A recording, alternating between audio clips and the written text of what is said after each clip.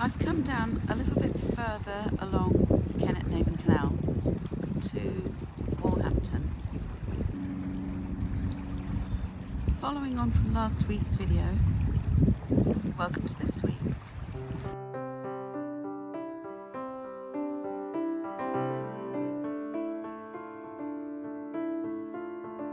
Just wanted to show you the speed at which the water is flowing.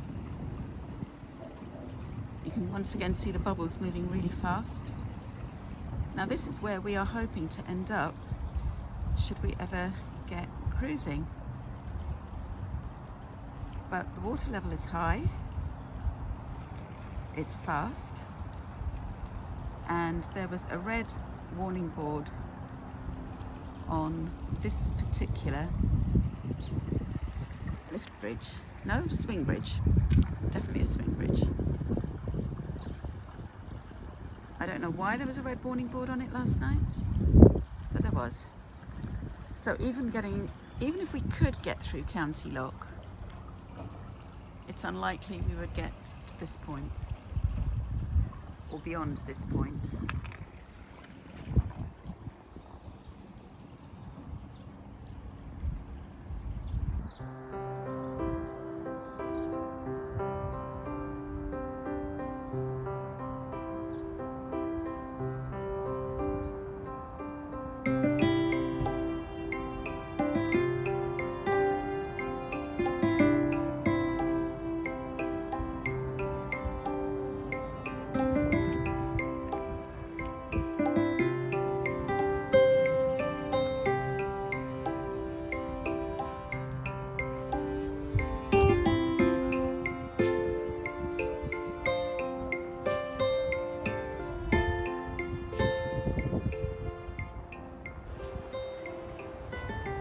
This is where the River Avon comes into the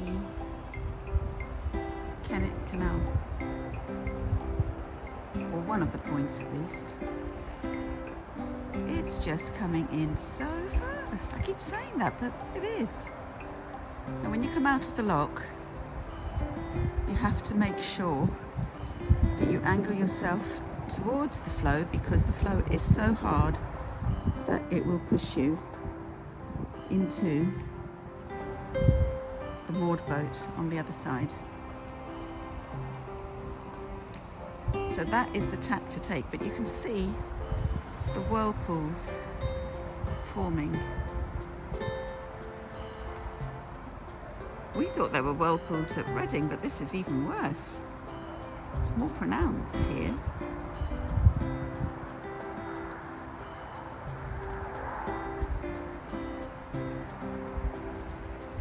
And there is the lock.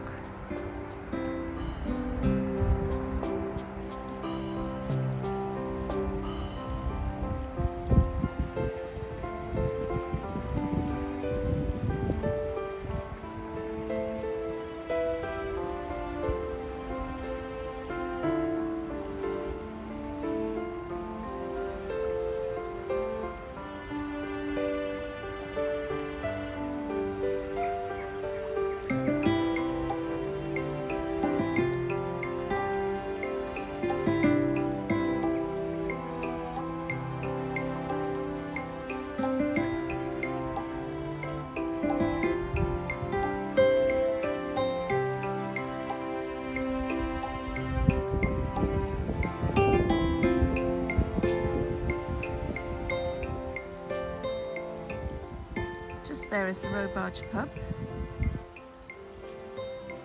and no doubt I will go in there for a nice hot drink and some food at lunchtime. But I just wanted to show you this water.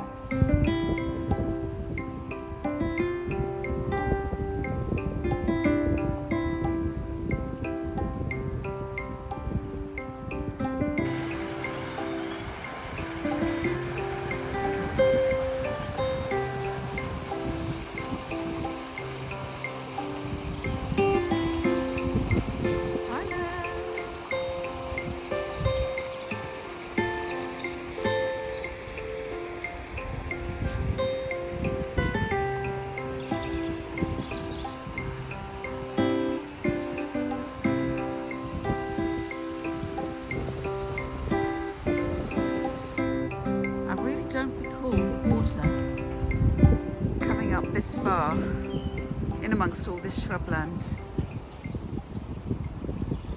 It looks very different than how I remember it.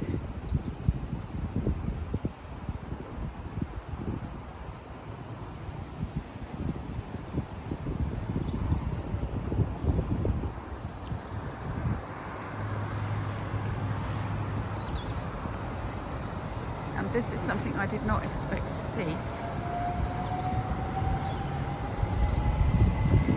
The canal is iced.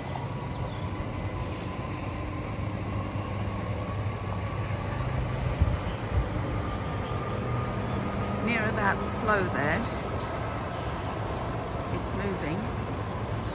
As you can see, all the way up the canal, there's ice on it.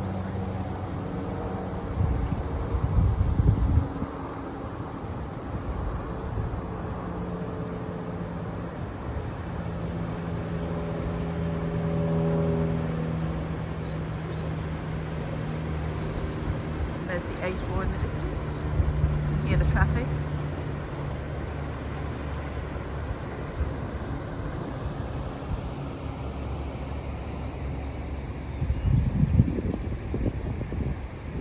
And there we have it. One iced up canal.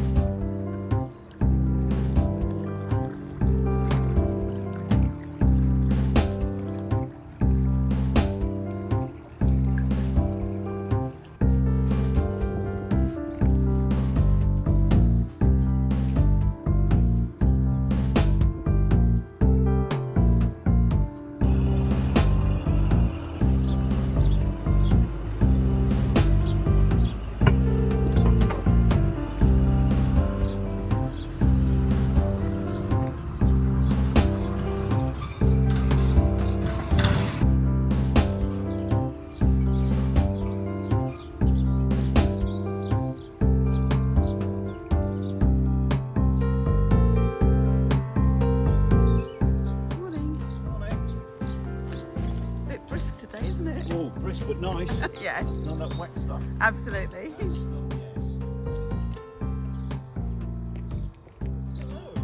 Hi. Look what we have here. Well, I've seen a lot of flooded fields on the way down here on the train, and just down here beyond the lock landings there's a field with football posts, goal posts, but it's unusable at the moment because it's full of water.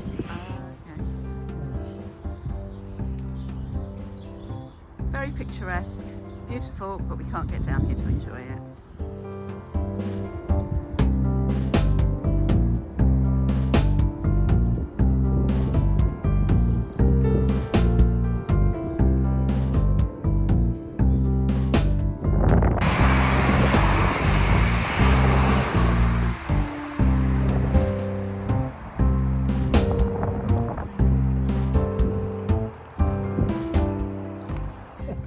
This is all the winter mooring at Woolhampton. There's still some spaces here, but there are no facilities whatsoever. And it's quite a journey to get to the marina to get any services at all for the boat. For some reason, the water here is moving. But the water back there is all iced up.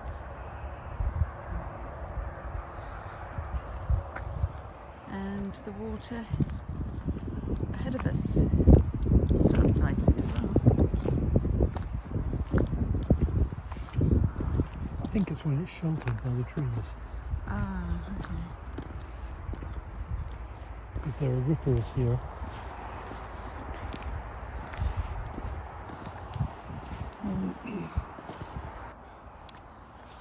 As you can see, Peter and I met up at Wolhampton. We've had a nice meal at the row barge, which I said we might well do. And we're just taking a walk by the canal, and it really is not something we can get onto at all. No, it's much too fast flowing, and red signs still all the way between Reading and Newbury. Yeah. So, and you can see why here. Coming down here on the train as I did, I could see the fields are all flooded. So even though it stopped raining, now all those floods have to drain back into the canal, and that's why it's still flowing too fast through Reading. And now you understand why the water's not going down, even though we've had a couple of sunny days. Yes, yes. It's all in the fields waiting to be absorbed into the soil, I guess. Yeah.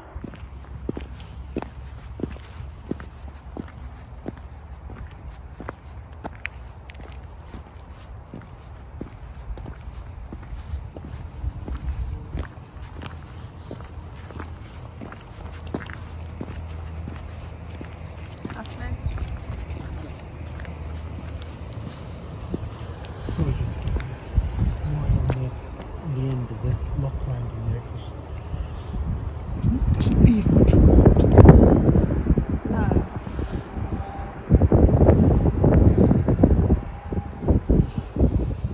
So the lock landing begins here, stretches to there, but manoeuvrability is reduced by having the boat there, I guess.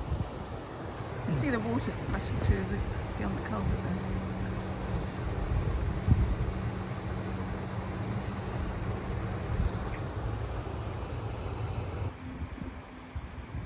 So this is Wolhampton by the Row Barge pub. You can see the bridge in the background there, which is a road bridge, so you have to close the road when you go through. When I was here 4 years ago, I was up and down this stretch the whole time because water was that way and our mooring at Thatcham was that way. So I had to come down through here, and it's quite an exciting ride because even when it's not like today, the current flow is quite fast. As you come out of the lock, the river hits you from the right, and then you have to whiz through under the bridge and employ a fair bit of reverse to stop here where I'm standing in order to go back and close the bridge. I moored here a few times in the 3 or 4 months we were down here on the K&A. Mostly just along here. There's moorings there. This is the lock landing, of course. Yeah. But, yes, very handy for the pub, and that there's a station takes you into Reading, and a small shop with a few essentials. Do you fancy that? Not the best of times, certainly not now. All right, so we have given you the grand tour of the area of canal near the Row Barge, which is where we were hoping to be by now, but obviously we're not. Mm-hmm. And in last week's video, I gave you some idea that Peter had some thoughts in his mind about some new boat updates.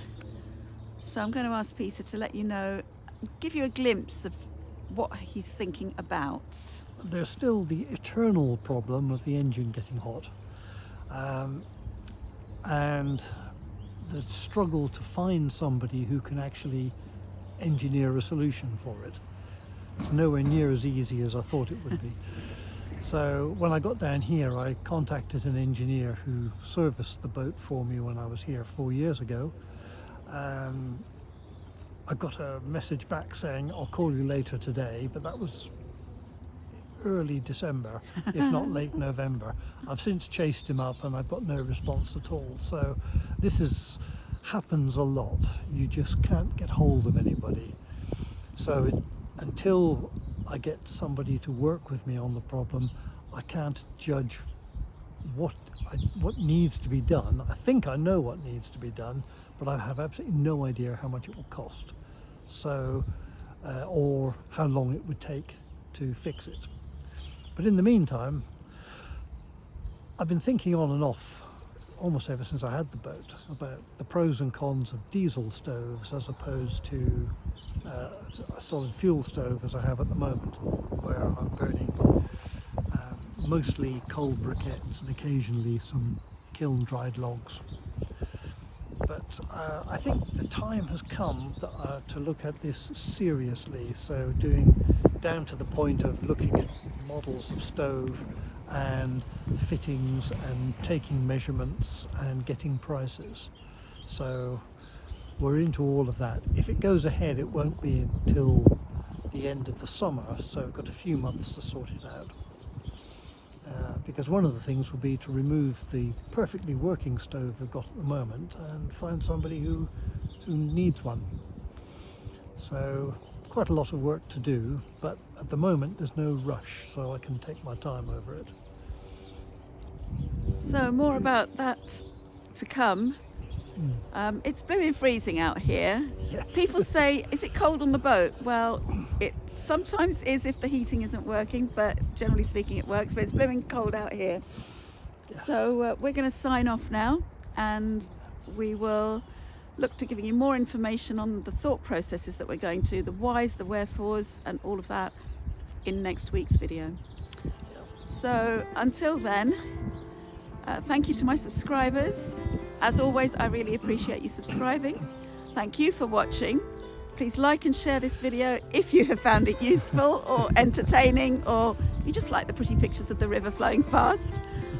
And until next week and next week's video, bye.